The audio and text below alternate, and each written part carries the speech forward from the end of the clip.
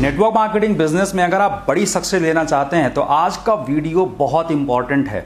आज के मैसेज को बहुत ध्यान से आप समझिएगा और शुरुआत में मैं आपको एक रहस्य की बात बताने वाला हूं, एक राज की बात बताने वाला हूं, और वो ये है कि नेटवर्क मार्केटिंग बिजनेस को शुरू करने के पहले 15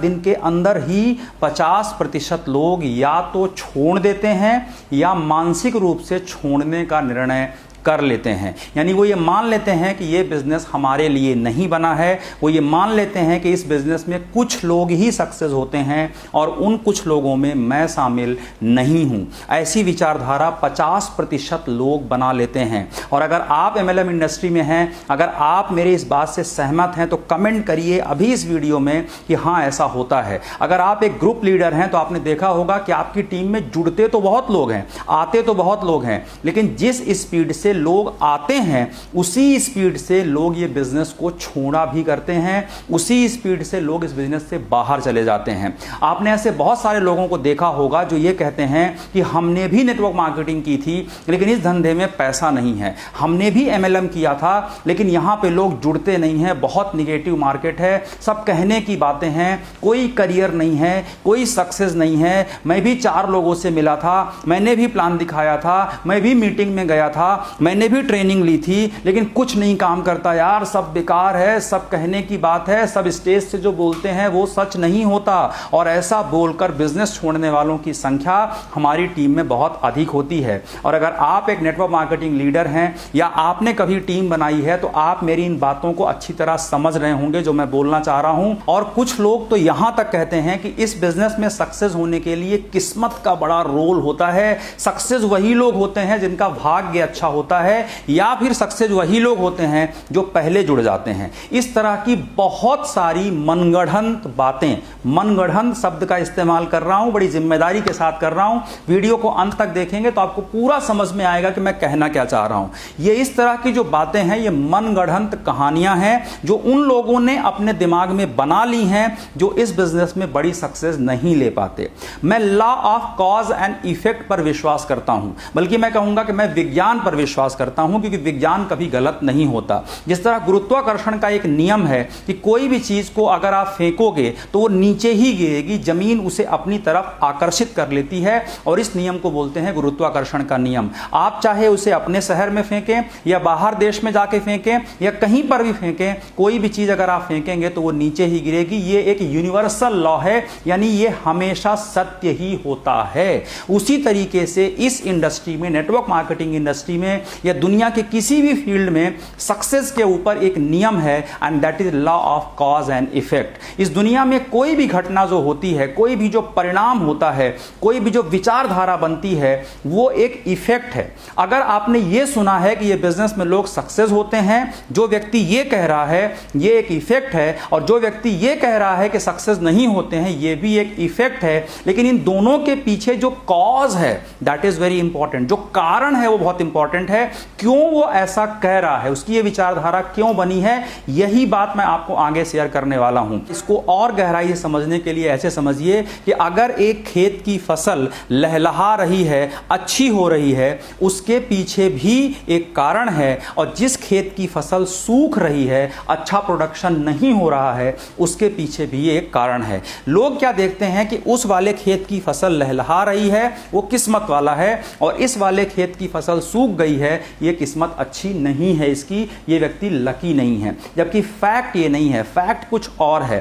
फैक्ट है law of cause and effect. फसल का लहलहाना या फसल का सूख जाना ये दोनों घटनाएं हैं, लेकिन इनका कारण क्या है वो हमें डिस्कस करना होगा। तो MLM बिजनेस में सफलता और फेलियर के बहुत सारे कारण हैं, और जो सबसे प्रमुख कारण है जो मैं आपको बता रहा हूं आज, वो है उनके अपलायंस की या नेटवर्क मार्केटिंग में सक्सेसफुल लीडर्स की लाइफस्टाइल।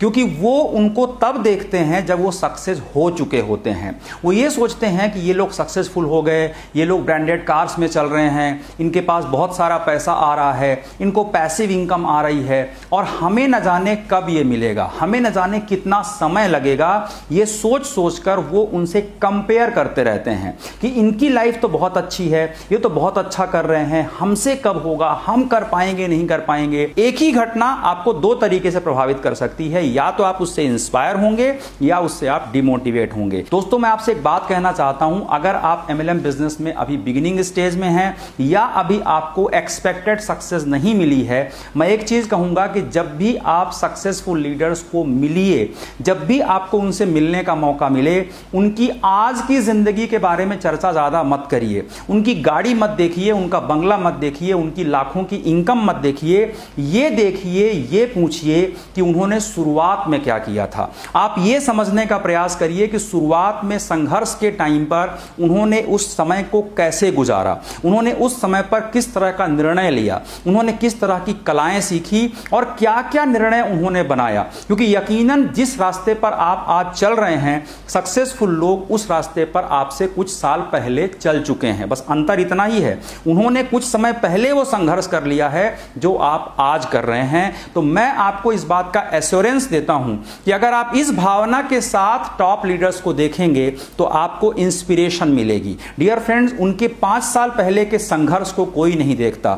आज आप उनकी सक्सेस को देखते हैं, उनकी लाइफ को देखते हैं, लेकिन जब उन्होंने संघर्ष किया, जब उन्होंने स्ट्रगल किया, उस वक्त के टाइम को कोई नहीं देखता है। तो मेरा मैसेज एक है कि आप नेटवर्क मार्केटिंग के अंदर जो सक्सेसफुल लोग हैं उनको फॉलो करिए और सिर्फ ये मत देखिए कि वो आज क्या कर रहे हैं, सिर्फ ये मत देखिए कि आज कैसी जिंदगी जी रहे हैं। उनसे पूछिए कि आपने पहले क्या किया, आपने उस वक्त क्या किया जब लोग आपको रिजेक्ट करते थे।